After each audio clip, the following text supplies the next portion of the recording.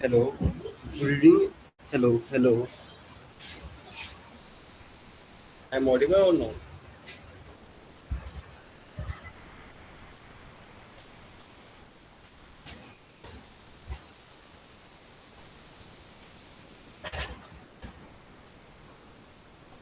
Hello.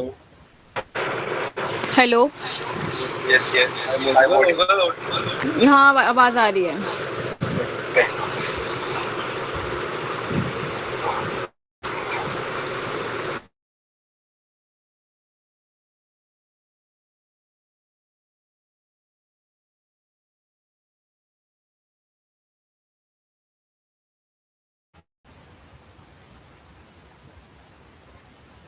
So, hello everyone.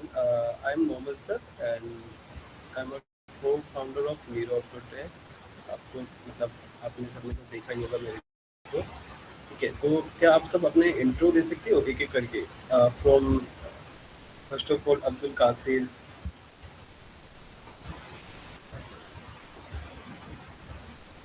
Hello.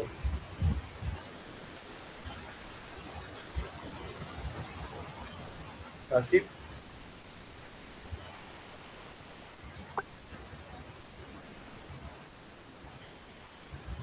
Hello. या अपना intro दो कासिर, वॉइस में, नॉट मैसेज।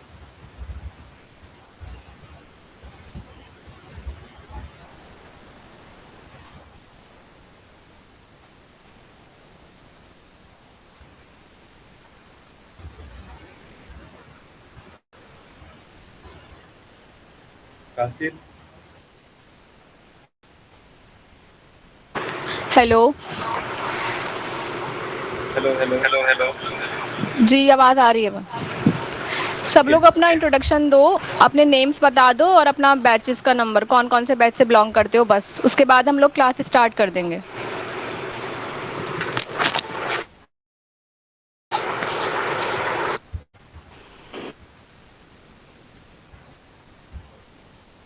ओके, डायरेक्टली कोई भी बता सकता है अपना, जरूरी नहीं है कासिर या कासिर अभी अवेलेबल नहीं हो, आदित्य एंड आवाज का थोड़ा वसीम। प्रॉब्लम हो रहा ओके ओके ओके ओके, कोई नहीं। था मेरा my name is Abdul Qasid and I am from second year third okay, semester and the next one Aditya.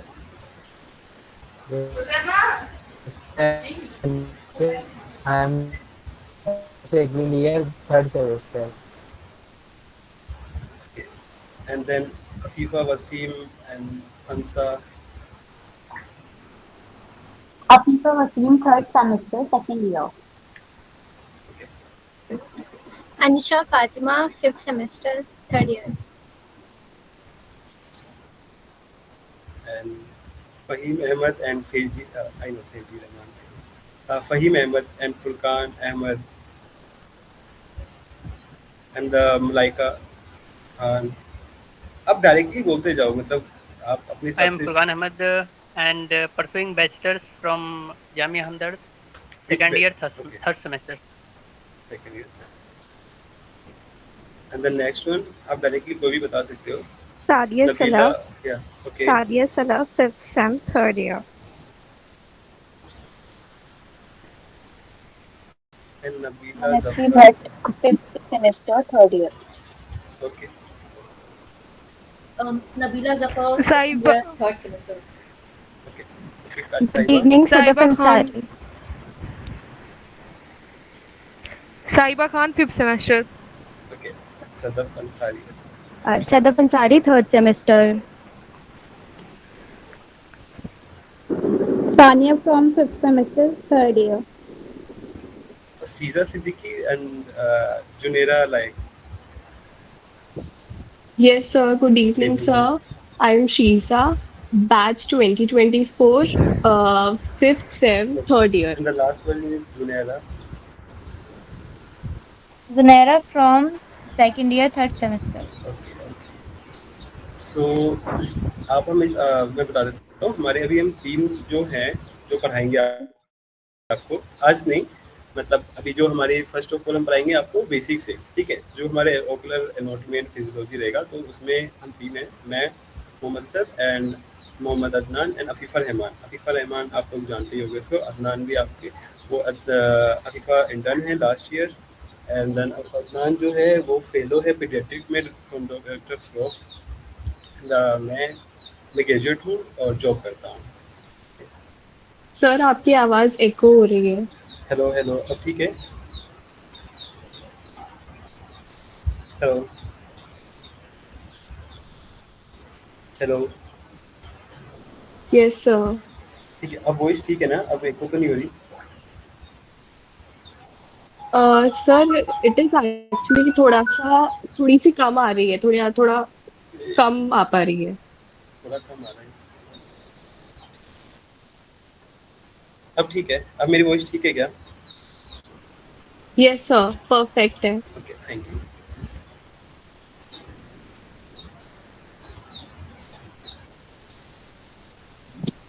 Session शुरू करने से पहले ऑर्थोप्टिक्स के बारे में किस किस को कितना पता है? ओके, मेरी स्किन विजिबल है, आपको ये दिख रहा है क्या? Yes hello, sir. ओके, सो अदनान मैं बोल सकता हूँ? आप स्टार्ट करो, उनसे पूछो कि उनको हाँ हाँ, इनको कितना क्लियर है, कुछ पता है? सो ठीक है, पहले मैं स्टार्ट करता हूँ। ठीक है, सो मेरा जो आज प्रेजेंटेशन है बेसिक रहेगा ओकुलर एम्ब्रियोलॉजी का। सो आपको सबको ये पता है एटलीस्ट कि ऑप्टोमेट्री क्या होता है? मुझे कोई भी रैंडमली अपने अपने जो उसको जितना पता है वो बता सकता है कि ऑप्टोमेट्री का मतलब किसको कितना पता है? Diagnosis of I defects, just diagnosis, management. Like मैं कंसीडर करता हूँ, मैं एक नॉर्मल पर्सन हूँ जो मैं ऑप्थल को जानता हूँ पर मैं ऑप्टम को नहीं जानता, तो आप अपने आप को कैसे डिफाइन करोगे इन फ्रंट ऑफ मी? मैं कोई मेडिकल स्टूडेंट भी नहीं हूँ, मतलब नॉर्मल कोई पेशेंट भी हूँ। अब वो उसको कैसे डिफाइन करोगे कि आप क्या करते हो?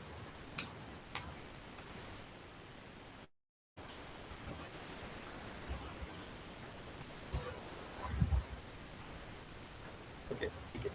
सो ऑप्टोमेट्री में क्या होता है, अगर मैं जनरली बताऊं, किसी जनरल पर्सन को बताना है तो pre op and post op, basically surgery छोड़ के सर्जरी से पहले का काम और सर्जरी के बाद का काम हमारा आता है। ठीक है, अब सर्जरी से पहले सर्जरी के बाद, इवन सर्जरी में भी थोड़ा कॉन्ट्रीब्यूशन रहता है, हम सर्जरी नहीं कर सकते, ये आपको ध्यान में रखना है। सर्जरी हम नहीं कर सकते, वो मेडिकल के अंदर आता है, क्योंकि सर्जरी के लिए हमें प्रॉपर सारे सेल्स ब्लड वगैरह अच्छे से सारी मेडिसिन पता होने चाहिए, तो उतना हमारा काम ही नहीं होता है। ठीक है, तो ऑप्टोमेट्री का बेसिकली देखो, ऑप्टो आई का मेजरमेंट या आई के जो भी स्ट्रक्चर होता है उसको समझना होता है, और इसमें हम ज़्यादातर जो भी ट्रीटमेंट देते हैं वो बिना टचलेस होता है, मतलब हम उसको आई को बिना कटिंग करे या उसके अंदर जैसे सर्जन जो होते हैं वो क्या करते हैं, आई को कट करते हैं, उसके अंदर फिर काम करते हैं, रेटिना की सर्जरी करते हैं, कोर्निया करते हैं, बेसिकली कट आउट करते हैं। हमारा ये काम नहीं है, हम उसके बिना ही ट्रीटमेंट करते हैं, जैसे कि डायग्नोसिस करना, मैनेजमेंट एंड रिहैब करना, इसी के अंदर सारा आ गया। अब डायग्नोसिस में सारे डिसीज डायग्नोस करते हैं, मैनेजमेंट में हम मेडिकेशन, कॉन्टेक्ट लेंस के एंड रिहैब के अंदर थेरेपीज वगैरह आ जाता है, प्रोस्थेटिक आई वगैरह सब आता है। ठीक है, पर जितना एज इन इंडिया में क्या होता है कि जो ज़्यादातर ऑप्टोमेट्रिस्ट क्या करते हैं, चश्मा सेल करते हैं, रिफ्लेक्शन करते हैं, या फिर ऑप्थल के साथ हाथ उठाते हैं। आप कहीं भी जाओगे, किसी भी हॉस्पिटल में जाओगे, वहाँ आप देखोगे कि ऑप्टोमेट्रिस्ट से पूछोगे क्या क्या करते हो, वो बोलेगा हाँ मैं AR NCT रिफ्रैक्शन और OCT वगैरह चला लेता हूँ। ठीक है, बस इतना। मतलब आप तो एक एज अ ऑप्टोमेट्रिस्ट, मतलब आप सोचो, आप मोस्ट ऑफ जो होंगे जो नीट की तैयारी करके आए होंगे, तो नीट का क्या होता है कि उनको रहता है कि हमने 11th-12th में मेडिकल लिया है तो हम इन फ्यूचर में पेशेंट को ट्रीट करेंगे। तो वहाँ पे कोई वो भी किसी भी ऑप्टोमेट्रिस्ट से पूछोगे तो वो बोलेगा नहीं नहीं हम इतना इतना ही काम करते हैं, बाकी उनको कुछ नहीं पता, क्योंकि पेशेंट से डील नहीं करना चाहते और सीखना भी नहीं चाहते। ठीक है, अपने आप को करते हैं। अगर मैं रियलिटी बताता हूँ, अगर आप जाओ USA, एक्सेप्ट इंडिया, आप पाकिस्तान को ही देख लोगे, मैं हमारा नियर बाय इसलिए बोलता हूँ, तो वहाँ पर प्रॉपर स्ट्रक्चर्ड है, वहाँ पर प्रॉपर बनाया गया है कि वहाँ पे डिपार्टमेंट है ऑप्टोमेट्रिस्ट का, प्रॉपर कॉन्टेक्ट लेंस डिपार्टमेंट है, विजन थेरेपी डिपार्टमेंट है, न्यूरो डिपार्टमेंट है, अलग अलग डिपार्टमेंट है जो इंडिया में है नहीं। क्योंकि अब ये पूछोगे कि गवर्नमेंट नहीं कराना चाहती, तो इसका रीज़न नहीं है। जब मैं सेकंड ईयर में था तो मैं एक मीटिंग में गया था, मतलब हमारे कॉलेज के सिस्टर प्रोफेसर थी उनके साथ, तो उन्होंने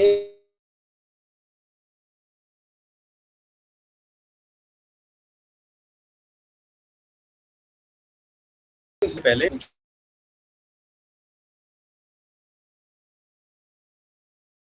कॉम्प्रिहेंसिव एग्जामिनेशन के अंदर रेटिना के एग्जामिन के लिए एक लेंस होता है 90 डायोप्टर का, उसको यूज करते हैं। तो उस पूरे के पूरे जो इतने बड़े बड़े ऑप्टोमेट्रिस्ट थे उनमें से सिर्फ एक ने हाथ खड़ा किया, तो सीधा गवर्नमेंट ने बोला कि हम क्यों देंगे आपको इंडिपेंडेंटली जब आपको आता ही नहीं है कुछ।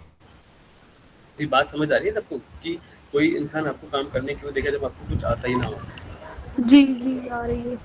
हाँ हाँ, तो ये बात रखा गया था जब, जिसके बाद उन्होंने बोला कि एक सेकंड,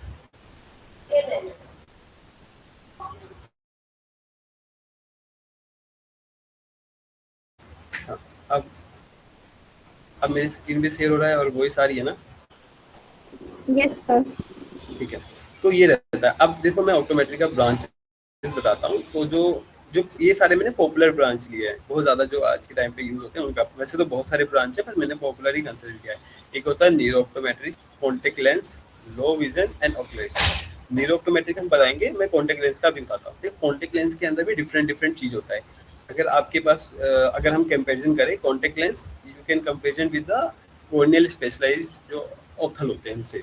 जो कॉर्नियल स्पेशलाइज्ड ऑप्थल होते हैं वो कौन कौन सी ट्रीटमेंट करते हैं? वो करते हैं लेसिक, जो स्पेक्स रिमूवल के बहुत सारे, लेसिक, कंटूर, स्माइल, सिल्क, तो डिफरेंट। अब हम क्या कर सकते हैं? हम भी उनका, हमारे पास उनका अल्टरनेटिव है, हमारे पास है ऑर्थो के। आप ऑर्थो के लेंस प्रिस्क्राइब करके आप स्पेक्स को रिमूव कर सकते हो, ठीक है। अब आता है एक और प्रॉब्लम होती है हमारी जो कॉर्निया में सबसे मोस्ट कॉमन, वो होता है केरेटोकोनस, ठीक है। ऑफ्थल केरेटोकोनस के लिए C3R सर्जरी करते हैं या केरेटोप्लास्टी वगैरह बहुत सारी सर्जरीज होती है। उनके पास भी laser treatment and medical treatment होते हैं, ठीक है। और एज अ ऑप्टोमेट्रिस्ट हम उसकी ट्रीटमेंट कैसे करेंगे?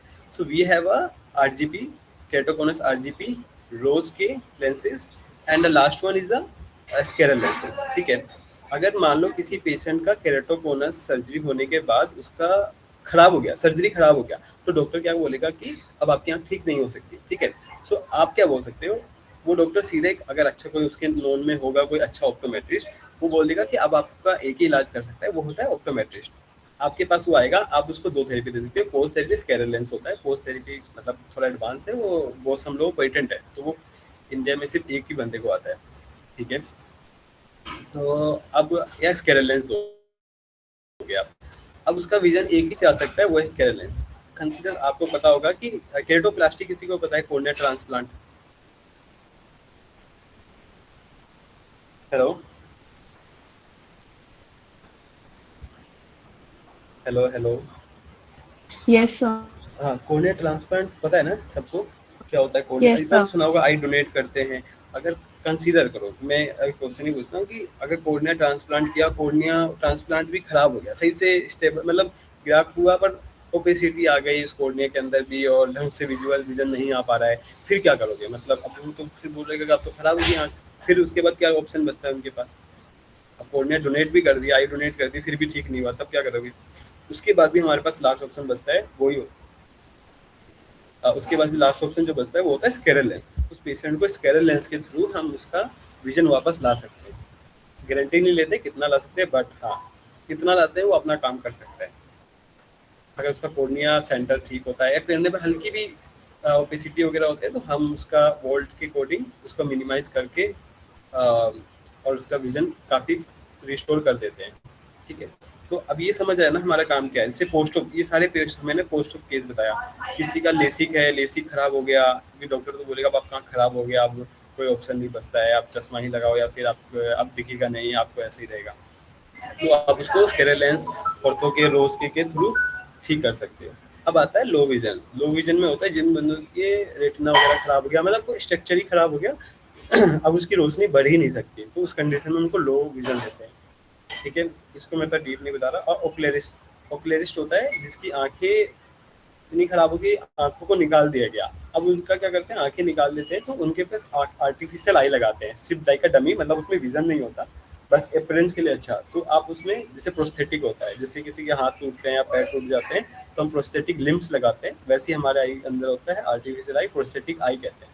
तो उन पर्सन को हम ओकुलरिस्ट कहते हैं, वो भी एक ऑप्टोमेट्रिस्ट की स्पेशलाइजेशन होती है, ठीक है। अब हम बात करते हैं न्यूरोऑप्टोमेट्री में। अब जैसे हम जो पढ़ाना स्टार्ट करेंगे, आपको हम पहले पढ़ाएंगे बेसिक एनाटॉमी, फिजियोलॉजी वगैरह, ठीक है। फिर हम डिसीज़ वगैरह पे ले जाएंगे, मैंने पॉइंट अवॉइड नहीं किया था, डिसीज़ ले जाएंगे, क्या क्या डिसीज़ होते हैं, किस डिसीज़ को हम ठीक कर सकते हैं। फिर हम न्यूरोऑप्टोमेट्री ले जाएंगे, ये बहुत इंपॉर्टेंट है न्यूरोऑप्टोमेट्री, न्यूरोएनाटॉमी सॉरी। तो उससे न्यूरोएनाटॉमी फिर कराएंगे हम डिसीज़। उसके बाद आता है ऑर्थोप्टिक्स, ये बहुत बेसिक है, जिसके अंदर विजन थेरेपी आती है, प्रिज्म का कैसे यूज़ करते हैं, जो मैम ने रूपाली मैम ने जो बताया था उस दिन। तो एक सेकंड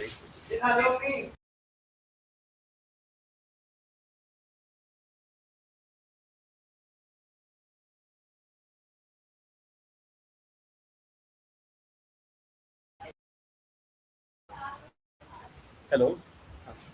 उसके बाद हम ऑर्थोप्टिक्स बताएंगे, जिसके अंदर मैम ने जो रूपाली मैम ने सब कुछ बताया था, आपको याद होगा NRA PRA वगैरह, RF रूलर था, तो हम वो करेंगे। उसके बाद न्यूरोऑप्थोमोलॉजी के जो डिसीज़ होते हैं, इसके अंदर आता है माइग्रेन, हाइड्रोसिफेलस, पेप्लिडीमा, ठीक है, ये सारे आते हैं। उसके बाद हम न्यूरोऑप्टोमेट्री करेंगे, न्यूरोऑप्टोमेट्री एंड रिहैब, कि जो पेशेंट को ये कंडीशन हो गई है उनको अब कैसे ठीक करना है। ये बच्चे को जो ब्रेन ठीक से नहीं बना है प्रॉपरली, या कॉर्टेक्स काम नहीं कर रहा है, उसका सेरिब्रलम काम नहीं कर रहा है, बेसिक गिंगलाई काम नहीं कर रहा है, हाइपोथैलेमस सही से वर्क नहीं कर रहा है, तो उसको हम कैसे उसको ठीक करना है, ठीक है।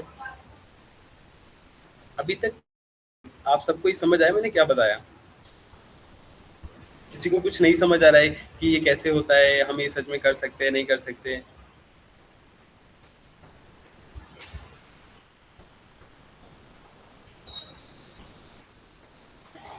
हेलो। यस सर, आ रहा है समझ में। मतलब किसी को नहीं समझ आ रहा मुझसे पूछो, या आपको समझ आया तो क्या समझ आया मुझे बता सकते हो?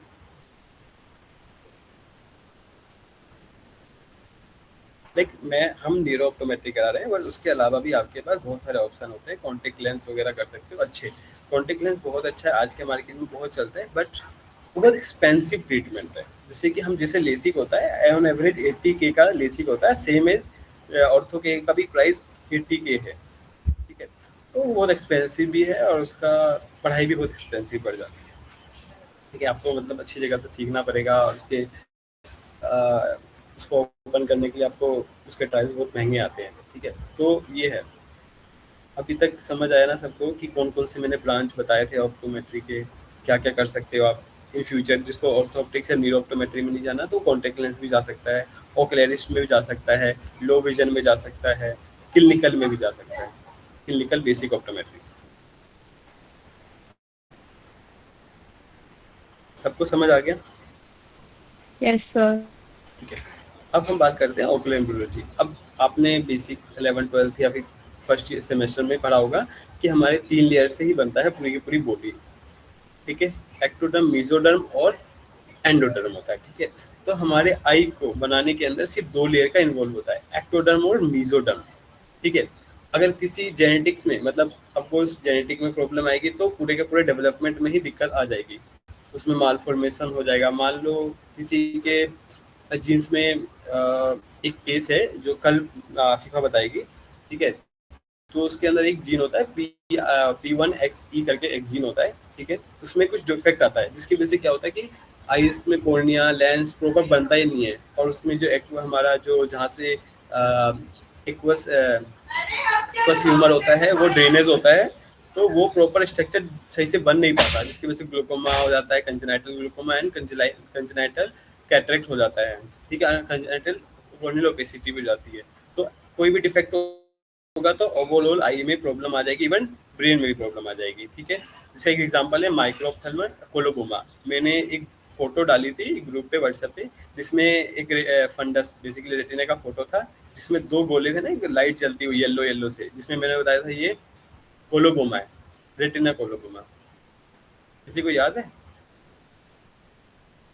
Yes sir. Yes sir.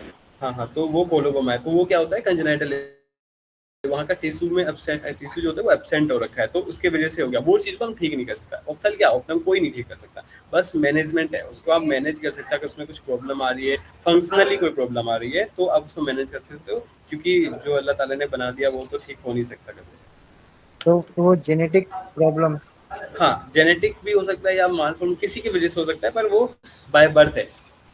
By birth कोई स्ट्रक्चर में दिक्कत आई, अगर वो एक्सचेंज हो सका, जैसे लेंस एक्सचेंज कर सकते हैं क्योंकि उसका रिप्लेसमेंट आ गया है, बट टिश्यू के रिप्लेसमेंट या फिर न्यूरो के रिप्लेसमेंट नहीं आया अभी तक, तो वो चीज़ ठीक नहीं हो सकता है। अब कोई चीज़ बना नहीं है तो आप उसको बना भी नहीं सकते। मान लो किसी का ब्रेन नहीं बना, तो आप सोचोगे इसको बना दोगे, तो अभी तक ऐसा कुछ हुआ नहीं है या जो बन जाए, ठीक है। अब प्रिंसिपल ऑफ एम्ब्रियोलॉजी तो कैसे कैसे बनता है, अगर उसमें कोई हाँ हाँ हेलो हेलो हाँ जी सर, कोलोबोमा एंड स्कोटोमा में डिफरेंस क्या होता है? स्कोटोमा तो विजुअल फील्ड डिफेक्ट है। विजुअल फील्ड जैसे हमारे आपके सामने जितना व्यू दिख रहा है ना, उसके बीच में कुछ भी ब्लैकआउट टाइप सा, अगर मैं सिंपल लैंग्वेज में बोलूँ तो ब्लैक सेंटर में कुछ ब्लैक सा आ गया धब्बा, जो आपको कुछ आपका व्यू खराब कर रहा है। जैसे आप देख रहे होगे, आपको फोन दिख रहा है, आपका घर दिख रहा होगा, सामने कुछ रखा होगा, सब दिख रहा होगा, आपको पूरा व्यू दिख रहा होगा, ठीक है। उस पूरे व्यू में अगर सेंटर में या कहीं पर भी एक धब्बा आ जाए, बेसिकली पूरा ब्लैक ब्लैक आ जाए, वो एरिया दिखना बंद हो जाए, तो उसे स्कोटोमा कहते हैं। और आपको समझ आया स्कोटोमा क्या होता है? विजुअल फील्ड के अंदर डिफेक्ट विजुअल फील्ड ठीक से उस एरिया का काम नहीं कर रहा है। ये तो सेंट्रल स्कोटोमा होता है, सुपीरियर, इंफीरियर, नेजल, बहुत सारे होते हैं। हाँ, वो हमें ग्लूकोमा में भी दिखता है, अगर हमारे ऑप्टिक चेज़्मा में हो गया या कहीं पे नर्व में प्रॉब्लम आ गई, ब्रेन में प्रॉब्लम आ गई, तो उसमें भी सब में दिखता है, ठीक है। अब ये बता रखा है कि अगर म्यूटेशन हो गया होगा तो कंजेनिटल प्रॉब्लम आएगी।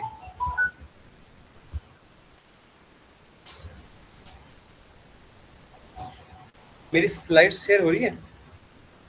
No sir. ओके, तो आपको बताना चाहिए था।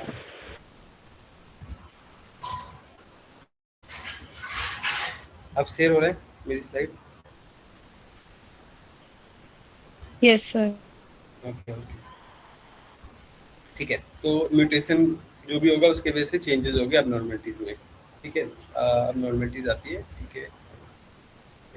अब देखो, अब जैसे ना हमारा बनता है, तो ये हमारा सरफेस एक्टोडर्म है, ये ऐसे फोल्ड होता है और यहाँ पर आके न्यूरल ट्यूब बनता है। सर स्टॉप हो गई है स्क्रीन। अरे यार क्या, ठीक है, ऐसे ही करना चाहिए। अब ठीक है, दिख रहा है? यस दिख रहा है सर। स्क्रीन मेरे? Yes sir. स्लाइड दिख रही है? Yes sir. स्लाइड दिख रहा है ना आपको? मैं जो शेयर कर रहा हूँ उसमें 3 स्ट्रक्चर बने हैं। यस सर, दिख रहा है। हाँ, तो देखो क्या होता है, स्ट्रक्चर है, उसके बाद जो हमारा सरफेस एक्टोडर्म होता है, उसकी फोल्डिंग होती है, जिसके बाद क्या होता है, ट्यूब बनता है, ठीक है। मैं अभी अगले फोटो में दिखाता हूँ, जिससे देखो ये, ठीक है। ये डेवलप होते होते होते होते यहाँ पे एक ट्यूब बनता है, इसको मतलब एक मास जैसा बात बन जाएगा, ठीक है। उसके अंदर सेंटर में एक ट्यूब जा रही होती है, जो ट्यूब होता है वही स्पाइनल कॉर्ड एंड ब्रेन बनाता है, ठीक है। फ्यूचर में ब्रेन और वो यही बनाता है। तो ये न्यूरल ट्यूब है, साथ साथ में इसमें यहाँ पर आता है मेसोडर्म सेल्स होते हैं और न्यूरल क्रेस्ट होते हैं। मतलब 2 टाइप के सेल्स होते हैं यहाँ पर, एक तो न्यूरल क्रेस्ट सेल कहते हैं उसको, और साथ में मेसोडर्म भी होते हैं इसी के साथ साथ यहाँ पर, ठीक है। और एक चीज, मेसोडर्म प्लस न्यूरल क्रेस्ट, इन दोनों सेल को, जो दोनों सेल साथ में हो तो उसको मेसेनकाइम कहते हैं, मेसेनकाइम, ठीक है। पढ़ा होगा 11th-12th में मेसेनकाइम, सेल्स प्लांट में पढ़ा होगा, तो वैसे इसमें भी होता है, ठीक है। मेरी वॉइस आ रही है? स्लाइड शेयर हो रहा है ना सब कुछ? Yes sir. हाँ, ठीक है। तो अभी देखो, ये यहाँ पे न्यूरल ट्यूब बन गया, ये सरफेस एक्टोडर्म हो गया, ठीक है। अब इतना याद रखना है, न्यूरल ट्यूब, सरफेस एक्टोडर्म। अब कैसे आई बनेगा वो मैं बताता हूँ। तो 3 लेयर होती है, जिसमें से एक्टोडर्म और मेसोडर्म, एंडोडर्म होता है, जिसमें, और ये एक्टोडर्म से ही न्यूरल क्रेस्ट और न्यूरल सरफेस एक्टोडर्म बनता है, ठीक है। क्रेनियल क्रेस्ट होता है, फॉर्म आई स्ट्रक्चर, ये सारे एक ही सेल्स होते हैं। Maldevelopment cause the golden disorder, कोई भी अब आती है, यहाँ दिखाता हूँ मैं आपको, ठीक है। तो जो ये ग्रीन वाले हैं वो होते हैं न्यूरल क्लस्ट हैं, और जो ये वाले हैं, ये जो दिख रहे हैं आपको यहाँ पर ऑरेंज टाइप से हैं, वो मेसोडर्म सेल्स है। अब अगर हम इस पूरे एरिया की बात करें तो इसको कौन से, इन दोनों कॉम्बिनेशन वाले सेल्स को मेसेनकाइम कहते हैं, ठीक है। अब ये न्यूरल ट्यूब है, ठीक है। मेरे पास वो फोटो, एक सेकंड, ये जब न्यूरल ट्यूब बना ना, न्यूरल ट्यूब क्या करा, यहाँ से ये एक सर्कल था पहले पूरा ऐसे, ये सर्कल था, मैं सर्कस घुमा रहा हूँ ना, तो देखना यहाँ से क्या हुआ, न्यूरल ट्यूब में से दोनों तरफ से टेम्पोरल साइड से एक अपग्रो पार्ट निकलता है, अपग्रो पार्ट निकलता है ऑप्टिक्स, ठीक है। ये आपको दिख रहा है सबसे फर्स्ट वाली इमेज। तो हमारा जैसे ट्यूब बनता है ना, ट्यूब बनने के बाद उसके दोनों टेम्पोरल साइड से ऐसे एक बाहर निकलती है, जैसे अमीबा वगैरह में बर्ड्स निकलती थी ना, वो अपने शिकार पकड़ने के लिए बर्ड निकालती है, वैसे दो बर्ड निकलते हैं दोनों टेम्पोरल साइड में, जो फर्दर ऑप्टिक नर्व और आई रेटिना वगैरह बनाएगा। अब ये देखो ऐसे बनता है, आगे जाके ये यू बन जाता है, इस शेप का बन जाता है। सी टाइप बनते हैं, ठीक है, जिसको सल्कस वगैरह कहते हैं। अब ठीक है, अब वो स्ट्रक्चर में समझाऊंगा, पर पहले इससे पहले हम ये करते हैं, ठीक है। 3 टाइप के सेल्स होते हैं, 2 टाइप के, एक्टोडर्म और मेसोडर्म। उसके फर्दर डिफरेंशिएशन हो जाते हैं, जिसके बाद और टाइप के सेल्स बनते हैं, जिसमें एक आता है न्यूरो एक्टोडर्म, जो एक्टोडर्म का ही न्यूरो पार्ट वाला होता है, जो हमारा न्यूरल ट्यूब बना था ना, उसकी जो लेयर होती है उसी को न्यूरल एक्टोडर्म कहते हैं, आउटर लेयर को। जो हमारा न्यूरल ट्यूब बना था उसका ये न्यूरल ट्यूब ये था, ठीक है। इसको जो ये लेयर है ना, ये जो लेयर है दिख रहा है आपको, सर्कल में घुमा रहा हूँ, इस लेयर को ही सरफेस एक्टोडर्म कहते हैं। न्यूरल ट्यूब की जो ये लाइनिंग है इसकी, क्योंकि बीच में होलो है, यही सरफेस एक्टोडर्म है। अब यही क्या होगा, यहाँ से निकल के बाहर आगे जाएगा, जैसे ये रहा, यहाँ से ऐसे जा रहा है ना, ये ट्यूब ऐसे निकलते हुए, ये बेबी होता है, वो पूरा का पूरा ये पूरा का पूरा जो है ये न्यूरल ट्यूब है। न्यूरल ट्यूब में ये देखो, यहाँ से आई का पार्ट बाहर निकलेगा, धीरे धीरे बाहर आएगा, ठीक है। तो जो सरफेस एक्टोडर्म है, फर्दर वो डिफरेंशिएट हो जाते हैं हमारे आई के अदर पार्ट में, जैसे नॉन पिगमेंटेड सीलियर बॉडी उसका एपिथेलियम पार्ट बनाएगा, पिगमेंटेड सीलियर बॉडी एपिथेलियम बनाएगा, आइरिस और सिलेरी बॉडी दोनों के पिगमेंटेड और नॉन पिगमेंटेड पार्ट बनाएगा, स्फिंक्टर और डायलेटर मसल्स बनाएंगे। इसके अंदर मेसोकाइम भी ऐड होता है, ठीक है, मसल्स में। न्यूरोसेंसरी रेटिना और आरपी, पूरा का पूरा रेटिना न्यूरो एक्टोडर्म से ही बनता है, और ऑप्टिक नर्व पूरा का पूरा, ठीक है, क्योंकि पूरा का पूरा एक्टोडर्म वो उसी से बनता है, ठीक। अब हमारे पास बचा सरफेस एक्टोडर्म और न्यूरल क्रस्ट जो ये ग्रीन है, ठीक है। इससे क्या क्या बनेंगे, इससे ये देख लो, ये आ रहे हैं। तो अब यहाँ अगर मैं एक बात बताऊँ, तो ये आपको कहीं ना कहीं, अगर ये आई है, आई के अंदर का पार्ट दिख रहा है, ये सरफेस पार्ट दिख रहा है, तो सरफेस वाला पार्ट फर्दर डेवलप हो जाता है कॉर्निया में, और ये अंदर जो ये ब्लू वाला सी टाइप से है अंदर ऐसे, ये रेटिना एंड आइरिस में डेवलप होता है, ठीक है, ये पूरा। और जो ये पीछे का हिस्सा जा रहा है ऐसे करके, ये पीछे बहुत लंबा होता है, जो ऑप्टिक नर्व बनती है।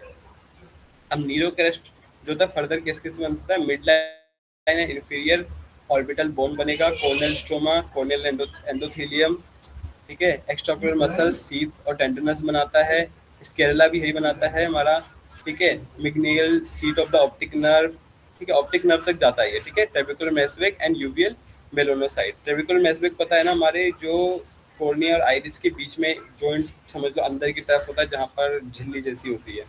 मेरे पास इमेज है क्या, एक इमेज नहीं है, ठीक है।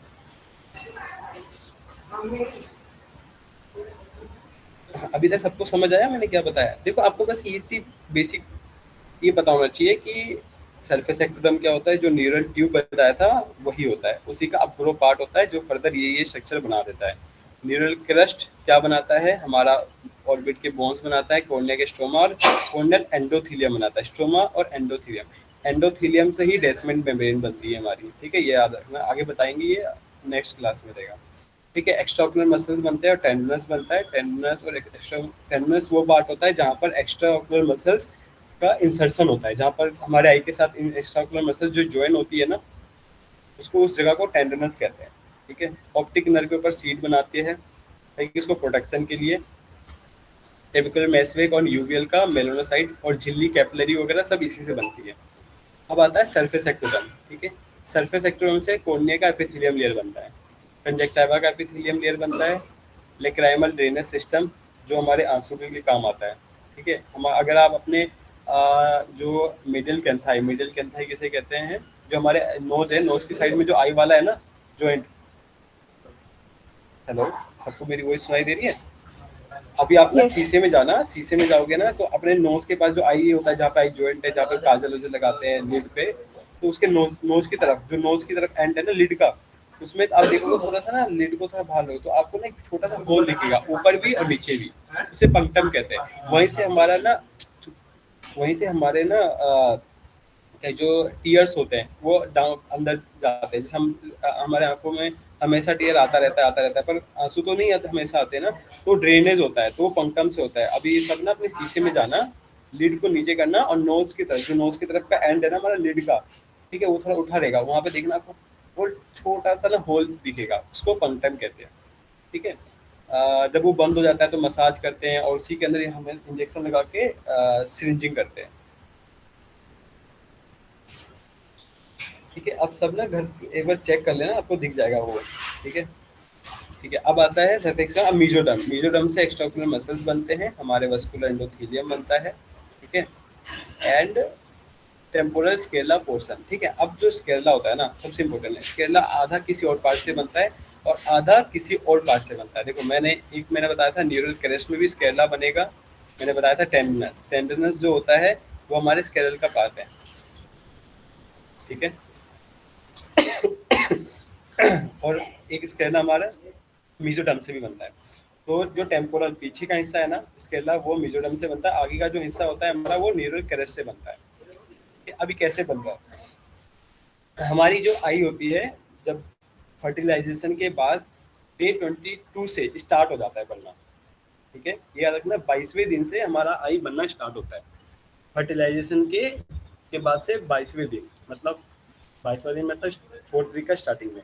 तो जो हमारा न्यूरल ट्यूब होता है उसमें से एक अब्ग्रो पार्ट निकलता है, ठीक है, ऑप्टिक सल्काई कह सकते हो, ठीक है। और वो फिर फर्दर आगे बढ़ता जाता है, जो कहाँ तक जाता है, जो हमारा सरफेस एक्टोडर्म होता है वहाँ तक। और जब ये हमारा बढ़ रहा होता है ना, तो ये सरफेस एक्टोडर्म है, यहाँ तक रुकता है ये, ठीक है। जैसे मतलब यहाँ पर ट्यूब होगा, वो बढ़ता जाएगा, तो बेबी के जो ये बाउंड्री है ना, यहाँ बाउंड्री, इस बाउंड्री तक टच होगा, जैसे ये बाउंड्री है, ठीक है। जैसे ये बाउंड्री है ना, ये सरफेस एक्टोडर्म है पूरा का पूरा, इसकी जो स्ट्रक्चर जिस बाउंड्री से बन रहा है वो सरफेस एक्टोडर्म है, यहाँ तक टच होगा। पर जब ये आगे बढ़ रहा होता है उस पॉइंट पे जो इसकी ये जो लेयर होती है सरफेस एक्टोडर्म, ये भी इसकी थिकनेस इंक्रीज हो रही होती है, ठीक है। तो इसकी थिकनेस इंक्रीज होती है और उसमें से एक पार्ट कट के लेंस प्लेसिडो बनता है, और फिर फर्दर ये फिर से यहाँ पर एक और लाइनिंग आ जाती है, इसकी एक लेयर और रह जाती है। देखो एक पार्ट तो कट के लेंस के अंदर चला गया और साथ में ये एक और रह गया यहाँ पे, जो ये है ये भी सरफेस एक्टोडर्म है। ये बाद में क्या बन जाएगा, कॉर्निया का एपिथेलियम पार्ट। अब देखो साथ में ना यहाँ पे ग्रीन सा पार्ट आ रहा है, ठीक है। ये मेसेनकाइम बेसिकली हमारा न्यूरल क्रेस्ट होता है और मेसोडर्म दोनों होते हैं, और दोनों के दोनों ही पूरा एरिया फिल करेंगे। अब मैं बताता हूँ कैसे।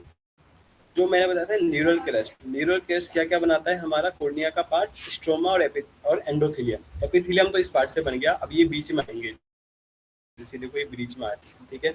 आपको दिख रहा है, अगर जूम कर सकते हो, क्योंकि मैं ये शेयर कर रहा हूँ तो स्क्रीन शेयर नहीं हो रहा फिर मेरा, ठीक है। एक ग्रीन पार्ट बीच में आ गया, इसके एपिथेलियम बन गया, यहाँ से स्ट्रोमा और एंडोथेलियम बनेगा, प्लस ये लेंस बन गया। अब एक पॉइंट देखो, ये ऑप्टिक नर्व है, और ऑप्टिक नर्व के नीचे से यहाँ से ये क्या रही आर्टरी, जिसे हम हेलोइड आर्टरी कहते हैं।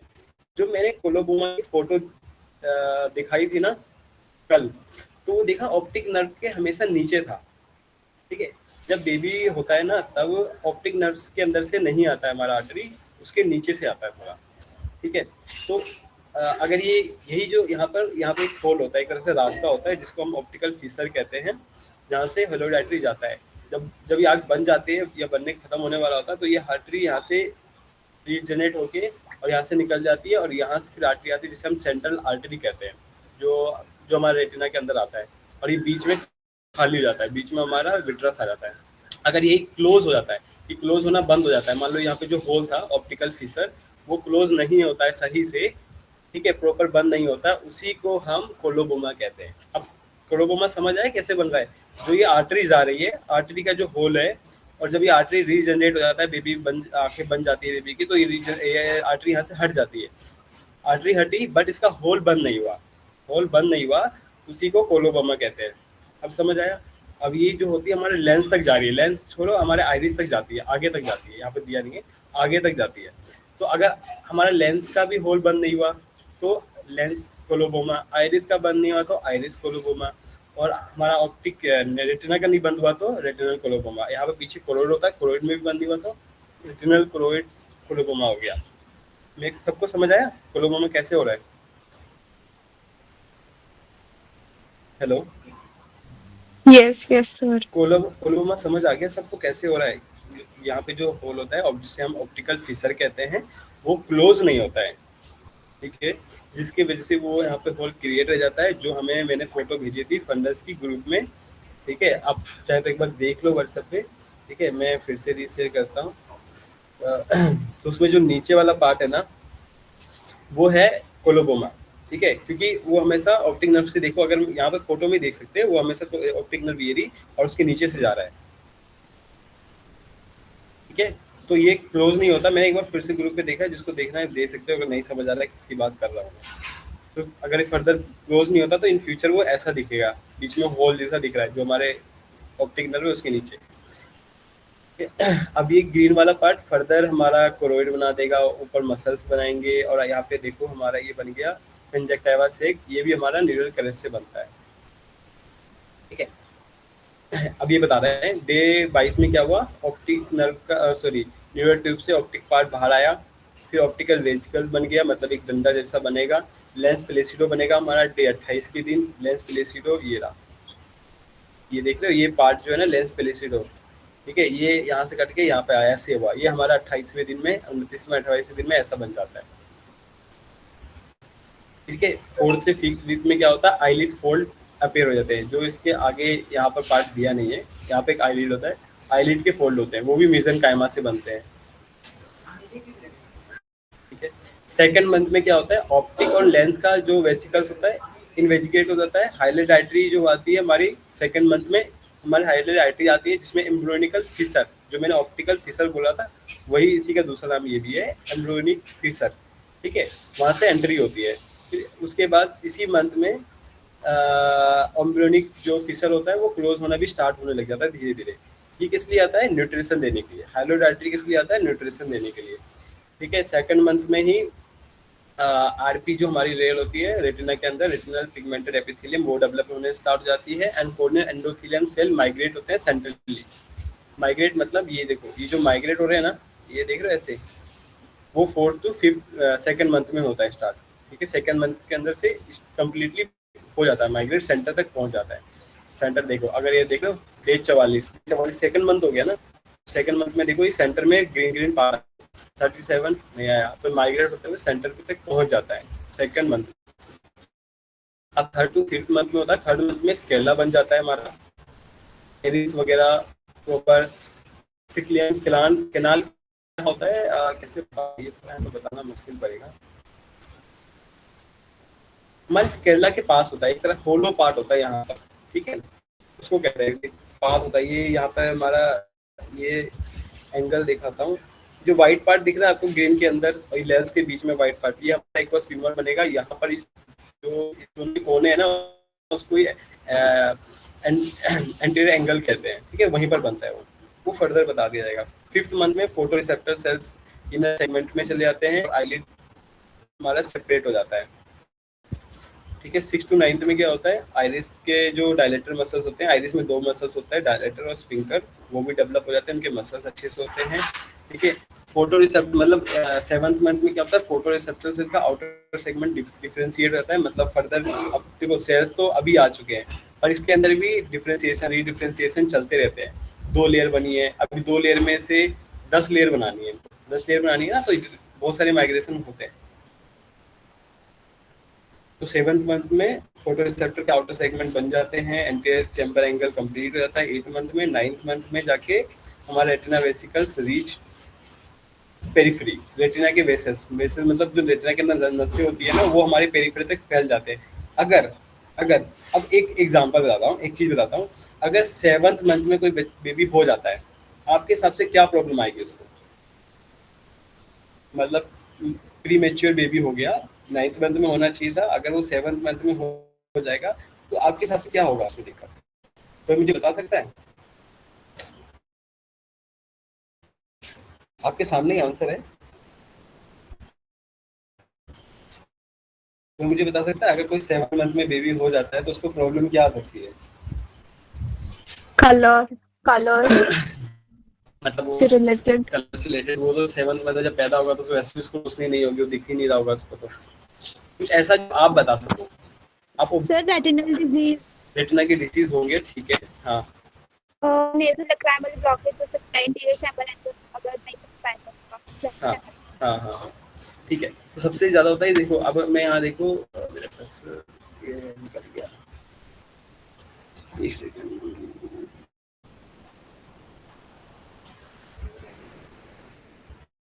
हाँ तो ये देखो मैं यहाँ बताता हूँ 9th मंथ में रेटिना वेसिकल रीच पेरिफेरी। अब क्या होता है कि पेरिफेरी तक ना वो पहुंचता ही नहीं है। क्या होगा यार,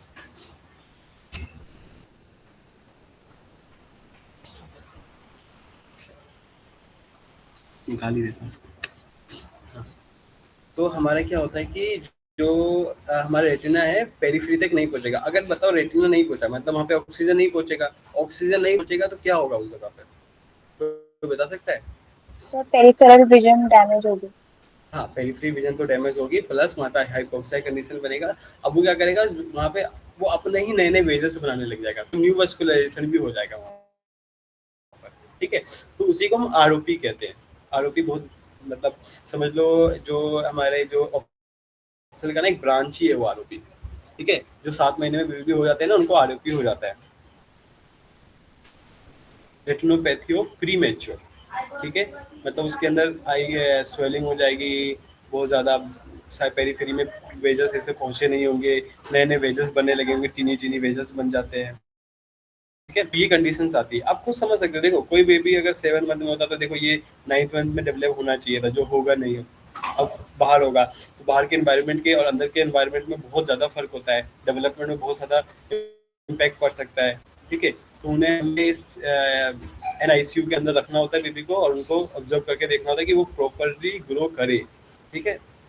उनको बाहर से सप्लाई दी जाती है ताकि उसका एनवायरनमेंट ऐसा रखे जैसे मदर के वोम में रहता है। तो ये उनका काम होता है। पीडियाट्रिक डिपार्टमेंट जाओगे तो आपको, ठीक है। मुझे कोई बता सकेगा कि उसके बारे में कोई कल की क्लास में, तो कल की क्लास में आप इसके बारे में थोड़ा पढ़ के आ जाना कि, या रेटिना में जब हम पढ़ाएंगे ना, अगले संडे होगा सैटरडे, रेटिना के बारे में, तब उसको बताना कि क्या प्रॉब्लम आती है, ठीक है। अपने हिसाब से पढ़ लेना, बाकी हम और समझा देंगे। Optic curve and fissure closure, अगर फिशर क्लोज नहीं होता है, देखो अगर फेरियल हो जाता है क्लोज में तो कोलोबोमा बन जाता है, ठीक है। इंफीरियर नेजल, अब आप फोटो देखो, वो हमेशा हमारी जो ऑप्टिक नर्व है, ऑप्टिक नर्व से सीधा नीचे है, इंफीरियर पार्ट में है, इसलिए उसको इंफीरियर नेजल पार्ट इक्वेटर में होता है तो क्लोजर हैपन होता है। अगर नहीं होता है तो कोलोबो बन जाता है। आइरिस में भी होता है ये हमारे पोस्टीरियर, एंटीरियर में आइरिस तक जाता है, कोरोइड में हो गया, हमारा लेंस में और रेटिना में, ठीक है। ये कोई पार्ट है, ये मैंने समझाया हुआ है। ये बेसिस है थैलोइड आर्टरी, ये थोड़ा वैसे है। और यहाँ पे जो बहुत सारे सेल्स है, बहुत सारे सेल्स है, ठीक है। तो अब ये कोर्निया बनेगा, यहाँ पे लिड बन रहा है, धीरे धीरे लिड बनना स्टार्ट होता है सरफेस एक्टोडर्म से ही, और साथ में यहाँ पे मेसेनकाइमा मतलब मेसोडेर्म और न्यूरल क्रस्ट होता है जो इसके मसल्स बनाते हैं और ग्लैंड्स बनाते हैं। जैसे देखो मेसेनकाइम किसे कहते हैं, न्यूरल क्रस्ट प्लस हमारे जो mesoderm plus neural crest cells होते हैं, दोनों को मिला के हम मेसेनकाइम कहते हैं। आप सबको समझ आ गया ये सब कुछ? किसी को कोई डाउट है तो पूछ सकता है।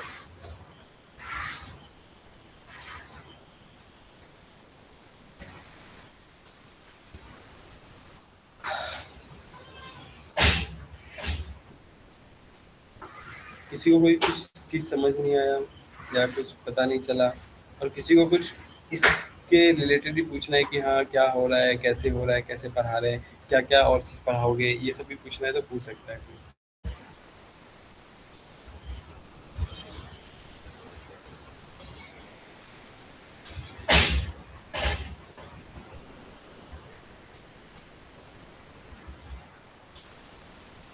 किसी को कोई डाउट नहीं है?